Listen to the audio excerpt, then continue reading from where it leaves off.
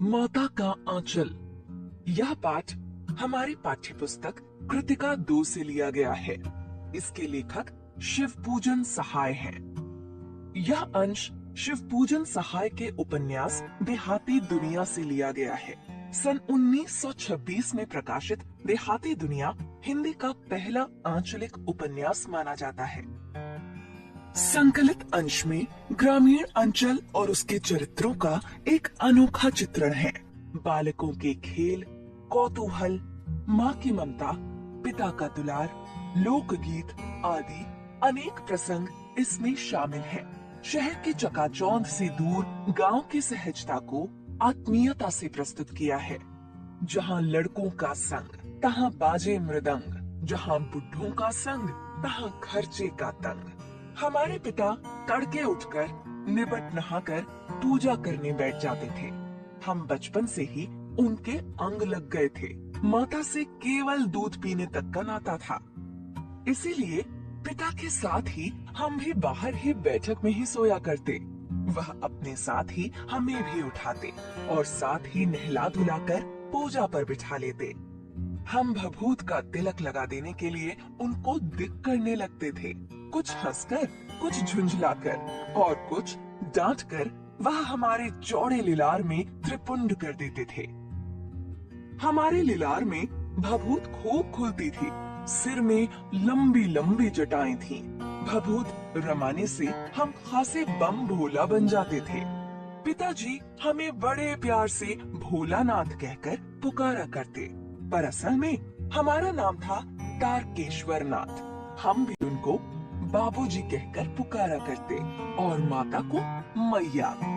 जब बाबूजी रामायण का पाठ करते तब हम उनकी बगल में बैठे बैठे आईने में अपना मुंह निहारा करते थे।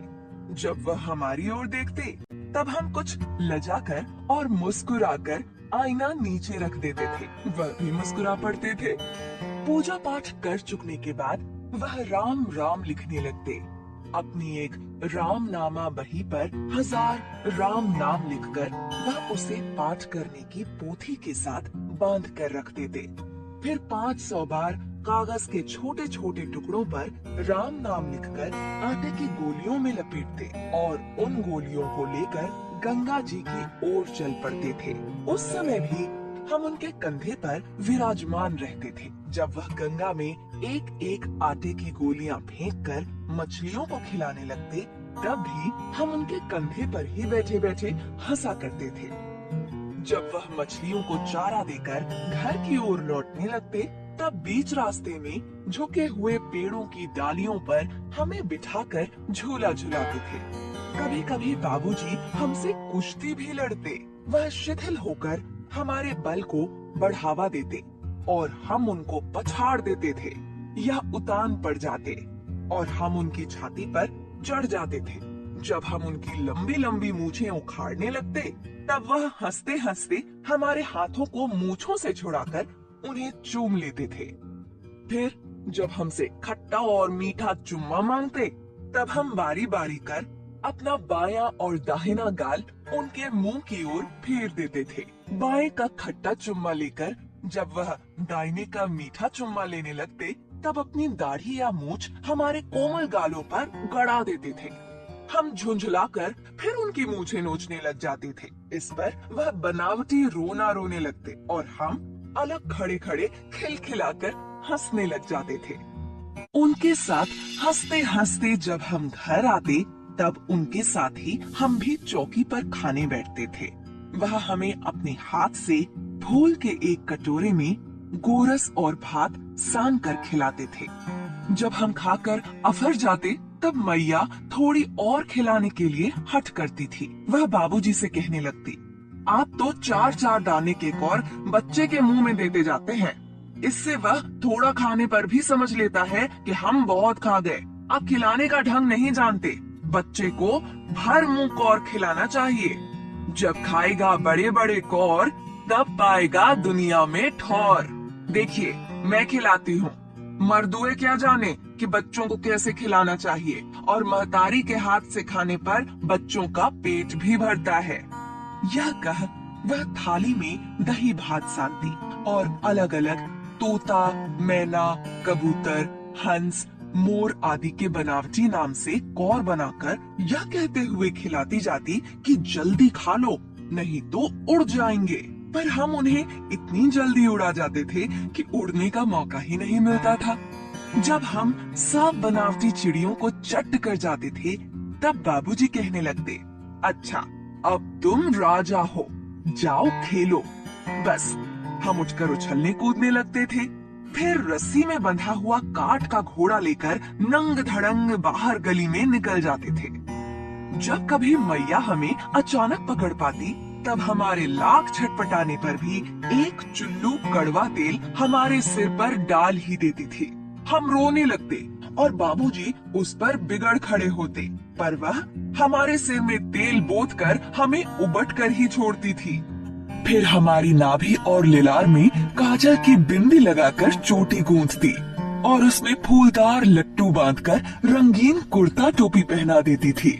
हम खास कन्हैया बनकर बाबूजी की गोद में सिसकते सिसकते बाहर आते थे।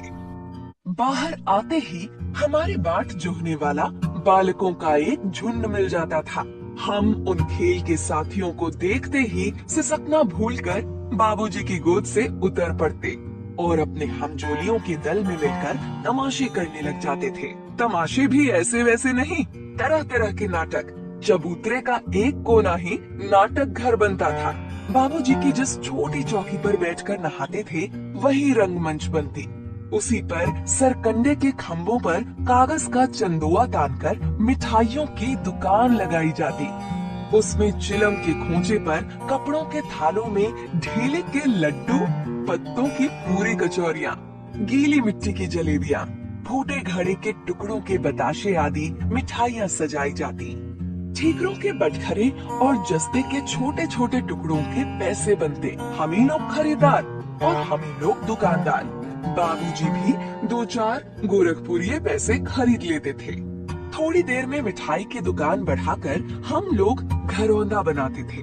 धूल की मेड़ दीवार बनती और तिनकों का छप्पर, दातून के खम्भे, दिया सलाई की पेटियों के किवाड़, घड़े के मुहरे की चूल्हा चक्की, दिए की कढ़ाई और बाबूजी की पूजा वाली आमचनी कलछी बनती थी।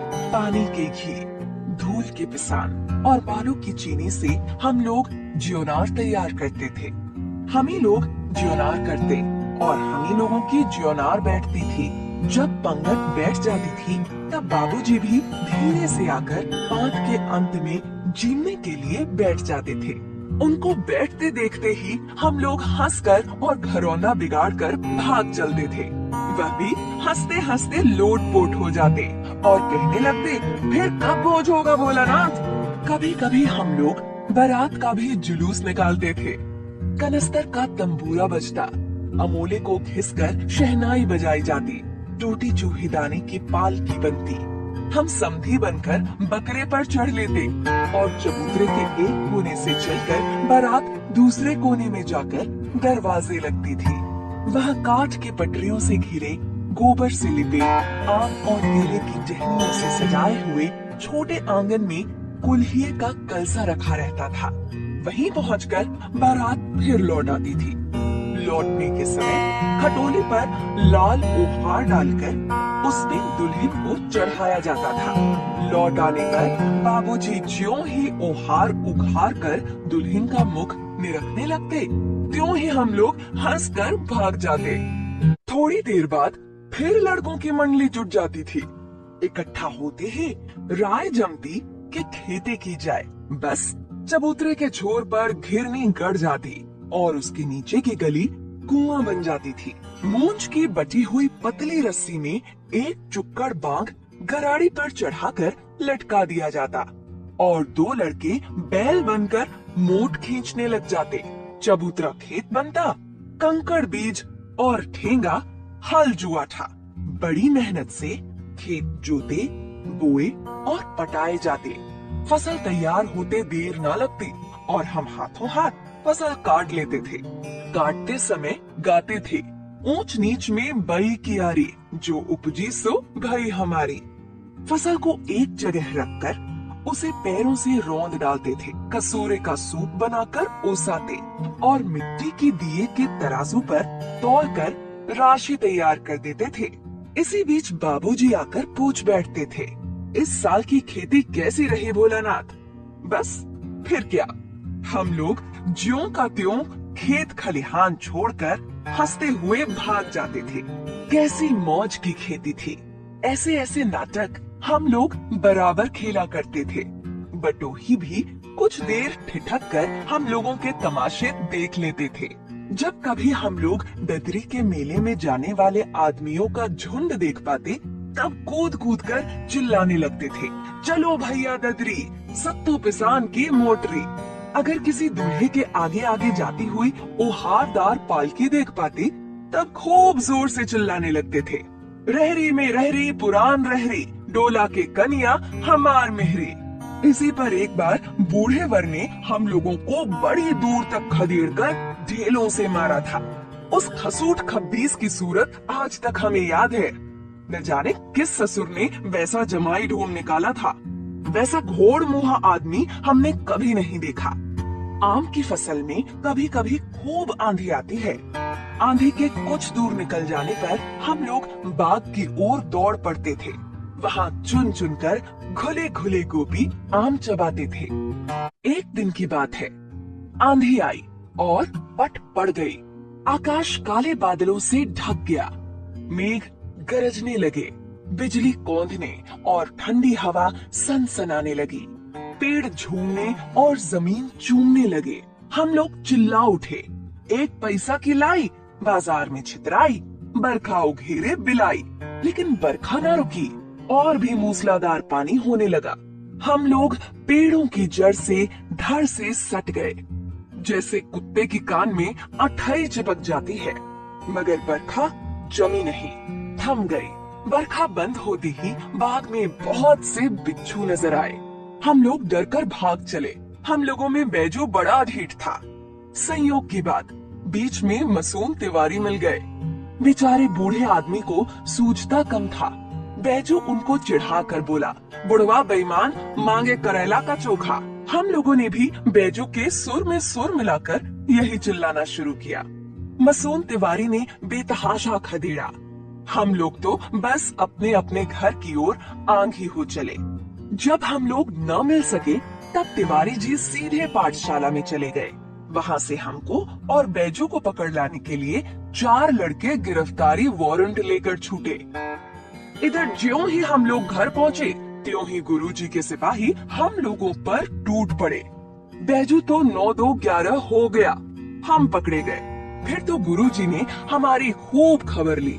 बाबूजी ने यह हाल सुना। वह दौड़े हुए पाठशाला में आए। गोद में उठाकर हमें पुचकारने और फुसलाने लगे। पर हम दुलारने से चुप होने वाले लड़के नहीं थे। रोते रोते उनका कंधा आंसुओं से तर कर दिया। वह गुरुजी की चिरौरी करके हमें घर ले चले। रास्ते में फिर हमारे साथी लड़कों का झुंड मिला। वे जोर से नाचते और गाते थे, माई पकाई गरर गरर पुआ, हम खाए पुआ, ना खेलब जुआ। फिर क्या था, हमारा रोना धोना भूल गया। हम हट करके बाबूजी की गोद से उतर पड़े और लड़कों की मंडली में मिलकर लगे वहीं तान सुर अलापने। तब तक सब लड़के सामने वाले मकई के खेत में दौड़ पड़े। उसमें चिड़ियों का झुंड चर रहा था। वे दौड़ दौड़ कर उन्हें पकड़ने लगे, पर एक भी हाथ ना आई। हम खेत से अलग ही खड़े होकर गा रहे थे, राम जी की चिड़ई, राम जी का खेत, खा लो चिड़ई भर भर पेट। हमसे कुछ दूर बाबूजी और हमारे गांव के कई आदमी खड़े होकर तमाशा देख रहे थे और यही कहकर हंसते थे कि चिड़िया की जान जाए लड़कों का खिलौना। सचमुच लड़के और बंदर पराई पीर नहीं समझते। एक टीले पर जाकर हम लोग चूहों के बिल से पानी उलीचने लगे। नीचे से ऊपर पानी फेंकना था। हम सब थक गए। तब तक गणेश जी के चूहे की रक्षा के लिए शिव जी का सांप निकल आया। रोते चिल्लाते हम लोग बेतहाशा भाग चले। कोई औंधा गिरा, कोई अंटा चिट, किसी का सिर फूटा, किसी के दांत टूटे। हमारी सारी देह लहूलुहान हो गई। पैरों के तलवे कांटों से छलनी हो गए। हम एक सुर से दौड़े हुए आए और घर में घुस गए।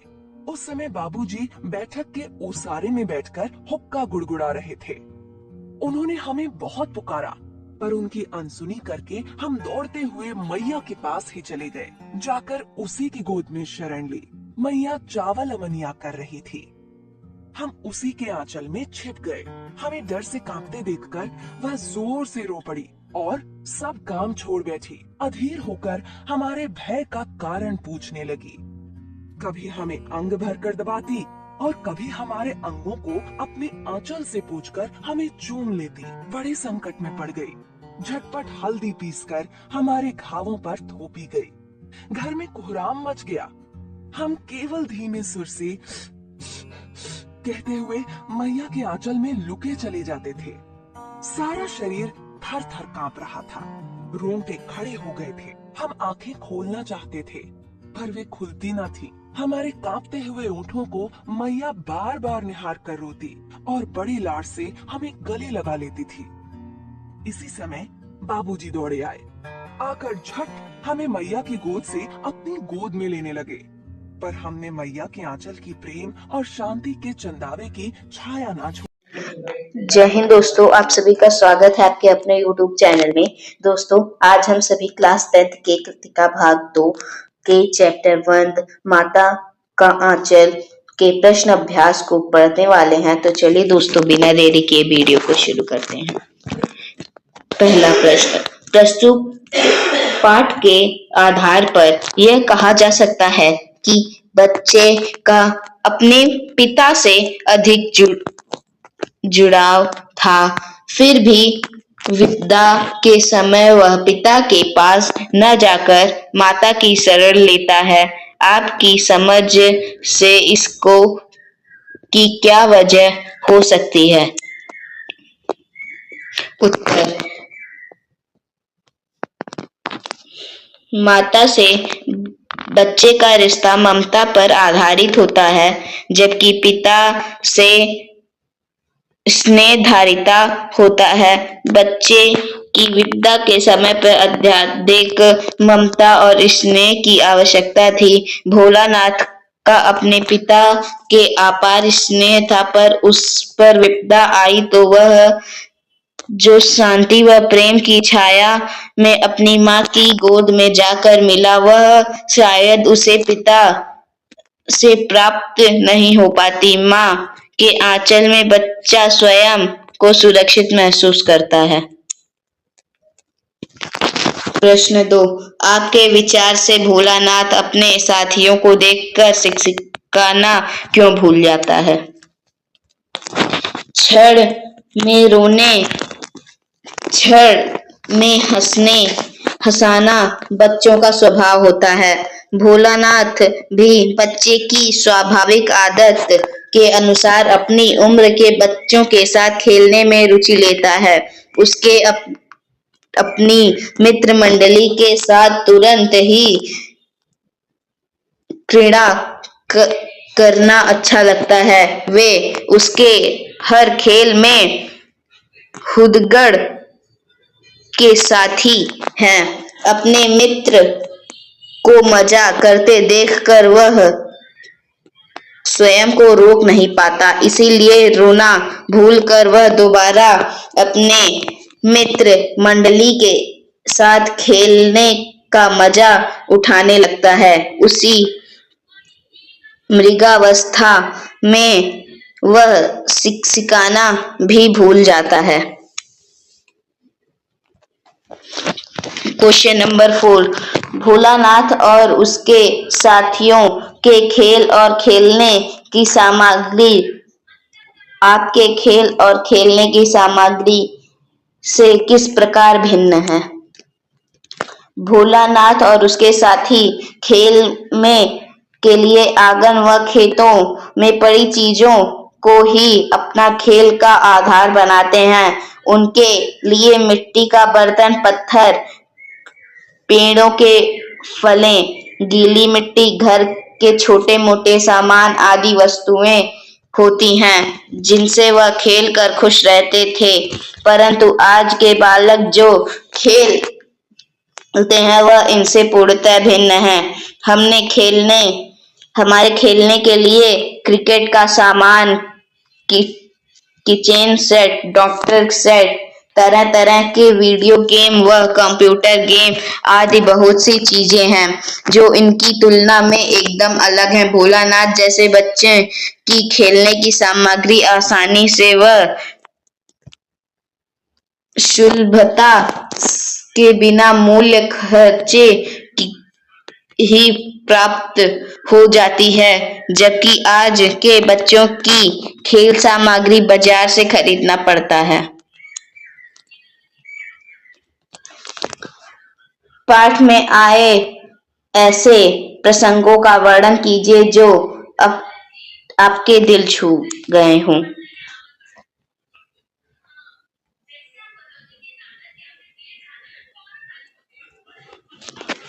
उत्तर: भोलानाथ जब अपने पिता की गोद में बैठा हुआ आईने में अपनी प्रतिबिंब को देखकर खुश होता है, वहीं पिता द्वारा रामायण पाठ छोड़कर देखने पर लजाकर मुस्कुराकर आईना रख देता है।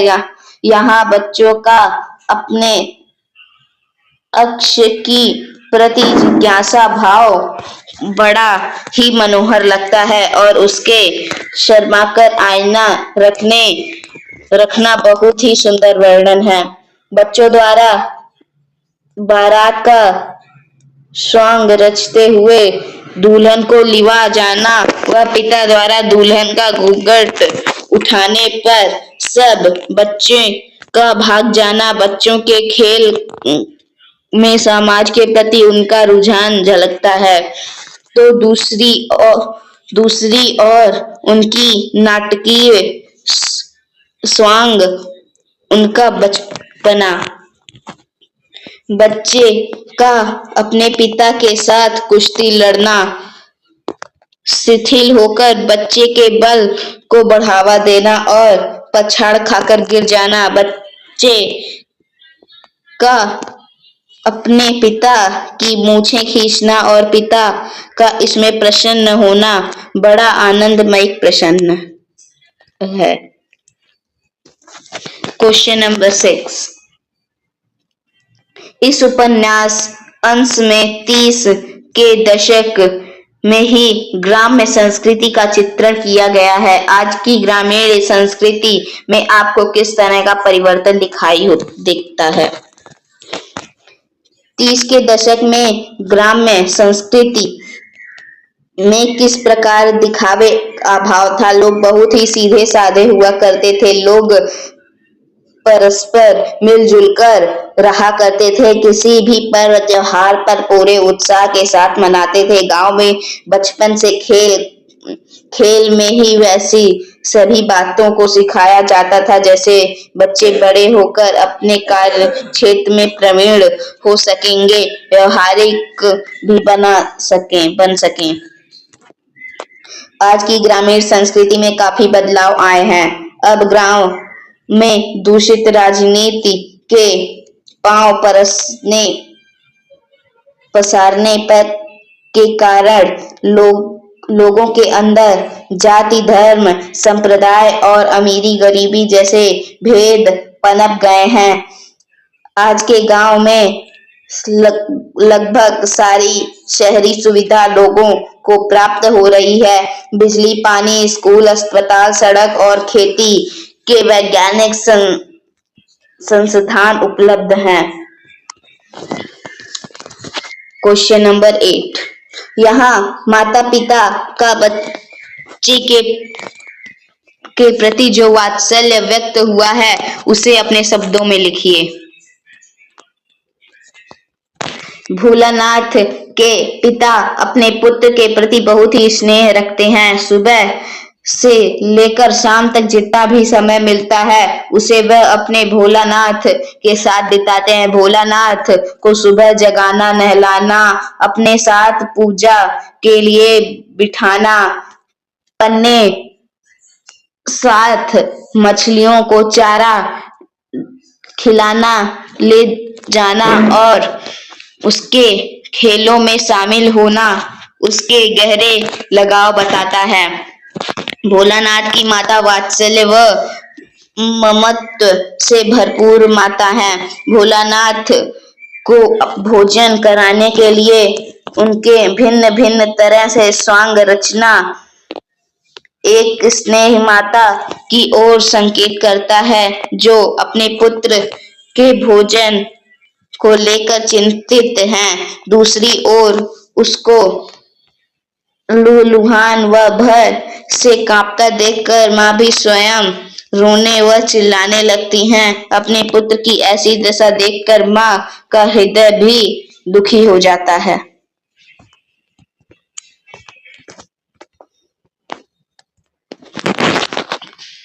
माँ की ममतालु मन इतना भावुक है कि बच्चे को डर के मारे कांपते देखकर रोने लगती हैं। उसके ममता का पाठक बहुत प्रभावित करती हैं। क्वेश्चन नंबर 9, माता का आंचल शीर्षक की उपयुक्तता बताते हुए कोई अन्य शीर्षक सुझाइए। लेखक ने इस कहानी में नाम माँ का आंचल उपयुक्त रखा है। इस कहानी में माँ का आंचल की सार्थक समझने का प्रयास किया गया है। भोलानाथ को माता व पिता दोनों से बहुत प्रेम मिला। उसका दिन पिता के छाया छत्र में ही शुरू होता है। पिता उसकी हर क्रीड़ा में जाते हैं तो वह पिता के छत्र छाया के स्थान पर माता की गोद में छिपकर ही प्रेम व शांति का अनुभव करता है। माता उसके भय और भयभीत होकर उसे दुख से दुखी है, उसके आंसू से खिन्न है। वह अपने पुत्र की पीड़ा देखकर अपनी सुध-बुध खो देती हैं। वह बस इसी प्रयास में है कि वह अपने पुत्र की पीड़ा समाप्त कर सके। माँ का यह प्रयास उसके बच्चे के लिए आत्मीय सुख व प्रेम का अनुभव कराता है। इसके लिए उपयुक्त शीर्षक हो सकता था माँ की ममता, क्योंकि कहानी में माँ का स्नेह प्रधान है।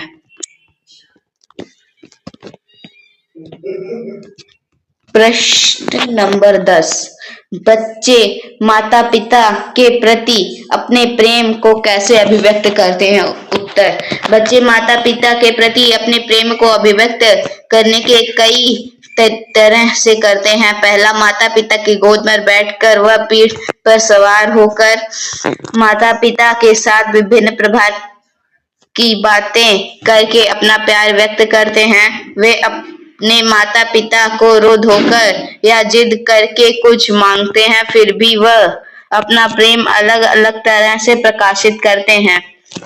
माता पिता को कहानी सुनाने या घूमने ले जाने के लिए या अपने साथ खेलने के लिए कहकर। पांचवा, माता पिता को अपने दोस्तों के बारे में बताकर या किसी रिश्तेदार के बारे में पूछकर। क्वेश्चन नंबर 11, इस पार्ट में बच्चों की जो दुनिया रची गई है वह आपके बचपन की दुनिया से किस तरह भिन्न है? यह कहानी उस समय की कहानी प्रस्तुत करती है जब बच्चे के पास खेलने के लिए अत्यधिक साधन नहीं होते थे।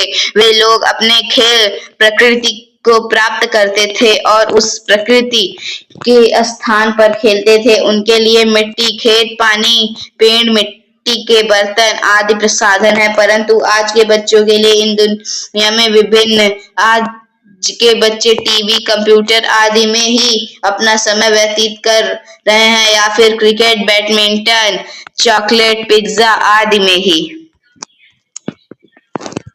अपना बचपन बिता देते हैं। थैंक यू दोस्तों, आज के लिए बस इतना ही। और हाँ दोस्तों, अगर आपने हमारे चैनल को सब्सक्राइब नहीं किया तो प्लीज हमारे चैनल को सब्सक्राइब जरूर करें।